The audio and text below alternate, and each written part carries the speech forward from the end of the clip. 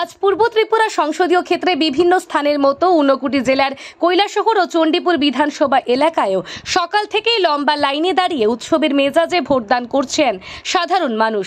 কয়েকটি বুথে মেশিন গোলযোগের কারণে খানিকটা বিলম্ব হলেও পরবর্তী সময় পুনরায় ভোট গ্রহণ শুরু হতেই সাধারণ মানুষের মধ্যে ব্যাপক আনন্দ দেখা যায়। কৈলাসহর মহকুমার বেশ কয়েকটি বুথ কেন্দ্র খুব সুন্দরভাবে সাজিয়ে আকর্ষণীয় করে তোলা হয়েছিল। রাখা হয়েছে মেডিকেল টিম ও পানীয় জলের ব্যবস্থা।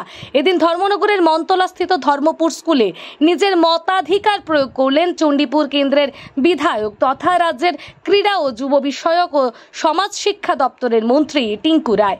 ভোটদান শেষে প্রতিক্রিয়া ব্যক্ত করতে গিয়ে তিনি উল্লেখ করেন, বিকশিত ভারত গড়ার সংকল্পকে বাস্তবায়িত করার লক্ষ্যে দেশের 140 কোটি মানুষ নরেন্দ্র মোদীজির পক্ষেই রয়েছেন। Bureau report, BTV Tripura.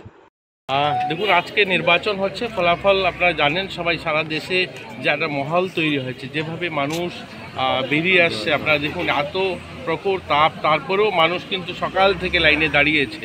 এতে প্রমাণ করছে যে আমরা স্বপ্ন দেখছি বিকশিত ভারত নির্মাণ, তার জন্য মানুষ কিন্তু আমার মতোই 140 কোটি মানুষ স্বপ্ন দেখছে এই ভারতকে শ্রেষ্ঠত্বের দিকে নিয়ে যাবার, আর তার জন্যই এত মানুষের মধ্যে উৎসাহ ভোটের জন্য।